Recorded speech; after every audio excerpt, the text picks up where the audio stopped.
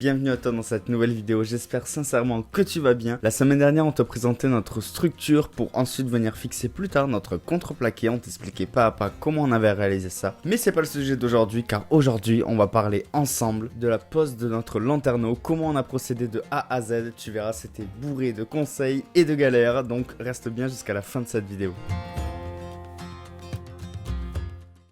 Aujourd'hui, nouvelle vidéo, nouvelle étape. La pose du lanterneau Carbest 70 par 50 grand puits de jour parce que la lumière c'est ultra important. On découvre en même temps que toi. Tu veux que je t'aide? Ouais. Le vis.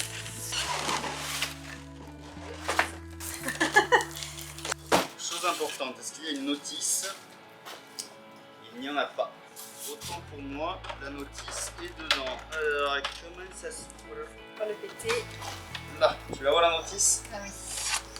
On se croirait dans un escape game. J'ai plus qu'à déchiffrer. Alors en fait voilà comment ça va se mettre. C'est ce plastique qui va dedans. Mais une fois qu'on aura mis le cadre, je pense. Ou avant? Je sais pas. Ah non parce que là je peux plus le mettre. Non je pense que ça c'est fait en fait pour visser le cadre, le plaquer et ensuite ça vient se glisser. Genre enlève-le. Je pense que tu vois là on traverse la tôle.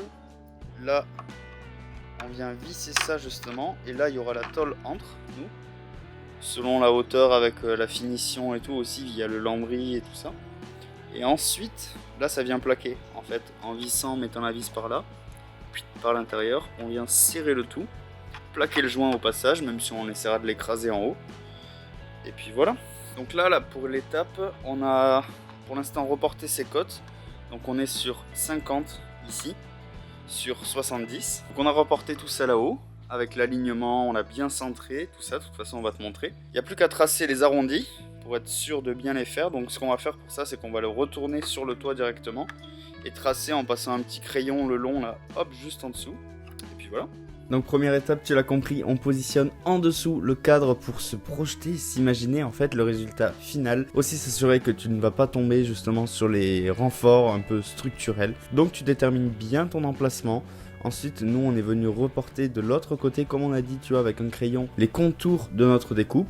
Bien sûr, là, il faut être précis, il faut s'assurer, il faut protéger aussi ta carrosserie parce que même si c'est sur le toit, si tu commences à la rayer et que tu ne la protèges pas ensuite par de l'anti-rouille, ça peut commencer à poser quelques problèmes. Donc là, on prend la diagonale avec notre mètre pour s'assurer que le tracé est bien un rectangle et bien perpendiculaire. C'est une astuce si tu ne la connaissais pas. On commence à prépercer pour ensuite passer la lame de la scie sauteuse, étape très importante, donc prends ton temps, fais bien gaffe de ne pas percer exactement là où tu voulais passer, ensuite décale-toi toujours un petit peu pour pas agrandir de trop le trou, et là en tout cas je te conseille d'être aidé parce que tu vas voir cet instant galère, dans quelques secondes tu vas vraiment te marrer et j'espère ressentir le sentiment qu'on peut ressentir dans ce moment là.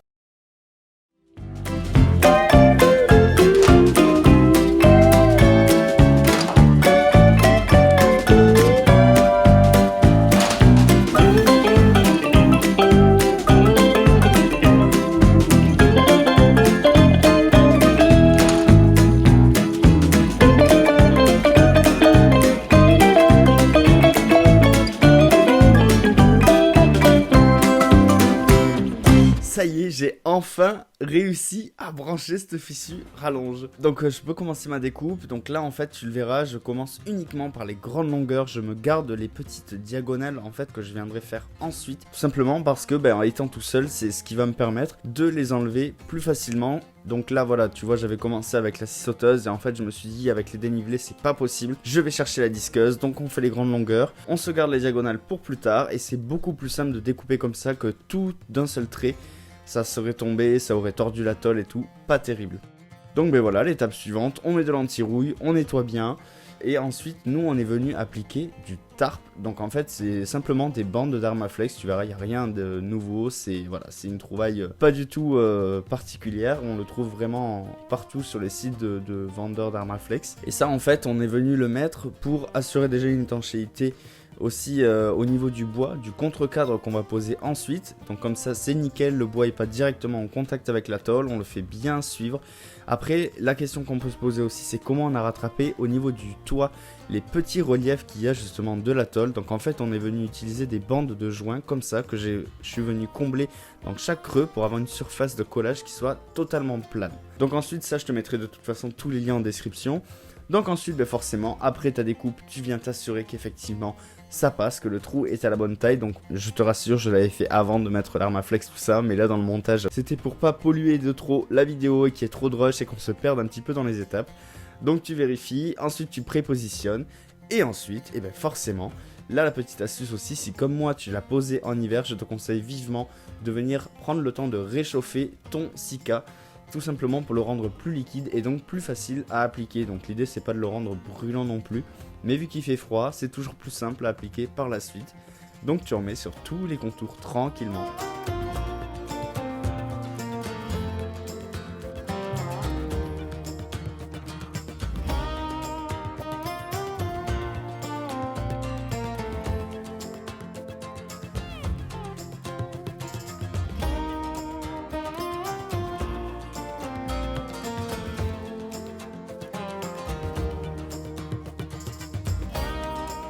L'étape fatidique, ça y est, c'est le moment de coller, on ne peut plus revenir en arrière parce qu'une fois collé, crois-moi que cette colle, elle colle vraiment, mais super forte.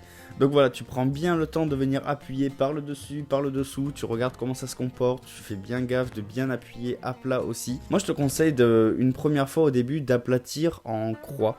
En fait tu vas prendre des côtés opposés et tu vas venir serrer. Pareil dans ta méthode de vissage, je te conseille vraiment de venir visser en croix. Tu verras, tu regarderas sur internet, c'est des détails, des termes entre guillemets, mais c'est vraiment ce qui est le plus recommandé pour aplatir un joint ou aussi aplatir de la colle, tout ça pour être sûr que ça se répartisse correctement. Donc là ensuite je viens poser mon petit contre-cadre, donc voilà c'est tout simplement un petit bout de tasseau qui viendra permettre d'être suffisamment rigide pour plaquer et prendre en sandwich ce lanterneau pour ensuite le rendre totalement étanche. Donc n'aie pas peur de serrer, c'est pas grave si la colle ressort de l'autre côté, bien au contraire, ça prouve qu'il y a eu une réelle étanchéité qui a été faite et que la colle s'est bien éparpillée partout. Donc vas-y, serre, ne craque pas non plus ton lanterneau. Mais tu vois le résultat, avant d'avoir essuyé tout ce surplus, voilà ce que ça donne en tout cas. Donc moi je sais que je pars sur une étanchéité qui est super bonne parce que la colle est totalement ressortie et je sais malgré tout qu'il en reste dessous. Donc avec ça, muni de ma super carte, je te conseille de prendre une carte n'importe quoi, comme tu veux. Ensuite tu vas me faire une belle finition tranquille, on n'est pas pressé, on prend son temps parce que une fois que c'est fait je pense pas que tu reviendras reprendre plus tard. Donc là prends le temps sur le moment, de l'eau savonneuse pour bien lisser tout ça tranquillement et puis voilà, le résultat est parfait. Les plans de dessous c'est vraiment catastrophique, en direct sur les trous de nez. En tout cas je suis très content de cette pose. Le contre-cadre c'est parfait, l'Armaflex aussi c'est pas mal du tout. Alors là en contre-jour ça va pas être dingue, mais voilà, l'Armaflex repose tout bien, tout est bien serré. Le gros avantage vraiment de ce lanterneau c'est celui-ci en fait. Tu vois, tu as juste à déverrouiller ici des petits clips. Hop, pareil de l'autre côté, comme ceci. Et là en fait il a vraiment plusieurs positions et ça c'est génial. Tu peux juste, si tu veux, le reposer sur ce rebord là pour une petite ouverture. Si tu veux une grande ouverture, hop, on l'ouvre en grand et regarde-moi cette ouverture et cette vue sur le ciel, n'est-ce pas magnifique? Et l'avantage aussi qu'il y a, c'est que tu vois ces rebords qu'il y a tout au bout là, le petit arrondi, ça te permet aussi, une fois qu'il pleut, de quand même aérer parce que du coup ça vient pas à l'intérieur, donc c'est vraiment cool, toute l'eau va venir ruisseler à l'extérieur. Et ça c'est vraiment chouette. Et en plus ils ont vraiment pensé à tout. Tu as un petit système de verrouillage au cas où il y aurait du vent. Hop, que tu viens clipper comme ça, qui vient par dessus. Et comme ça en fait ton truc ne veut pas se lever, la barre ne peut pas partir. Donc ça c'est génial. Ça y est, on peut dire qu'on y est. Donc tu vois au niveau de la fixation, ensuite on a simplement vissé ça dans le contreplaqué qui avait juste au-dessus. Donc là forcément on est un peu plus loin dans l'aménagement. Je ne te spoil pas trop, comme ça tu pourras garder la surprise tout au long de nos vidéos sur l'aménagement. Mais voilà, concrètement, attention, on ne spoil pas trop le rendu. Donc c'est parfait, écoute, avec d'un côté l'occultant et de l'autre côté la moustiquaire, comme ça, adieu les moustiques, bonjour l'aération, en toute tranquillité, et toujours notre lanterneau avec une grande ouverture vers ce ciel bleu magnifique. Tu l'auras vu, ce lanterneau nous aura donné pas mal de fil à retordre, de petites astuces, honnêtement, on s'en sort bien. On est vraiment très content, il n'y a pas de fuite du tout, on l'a testé depuis pas mal de temps, donc c'est vraiment génial de ce point de vue là. N'hésite pas à t'abonner pour ne pas rater la vidéo de la semaine prochaine où on va te montrer comment faire nos contours de fenêtres. On revient sur l'habillage, sur le plaquage et comment faire, sans trop te montrer, ce résultat final. Donc écoute, abonne-toi, like cette vidéo, commente, dis-nous en commentaire ce que tu en as pensé. On est toujours fan de lire tes commentaires. Et on se dit à la semaine prochaine. Ciao!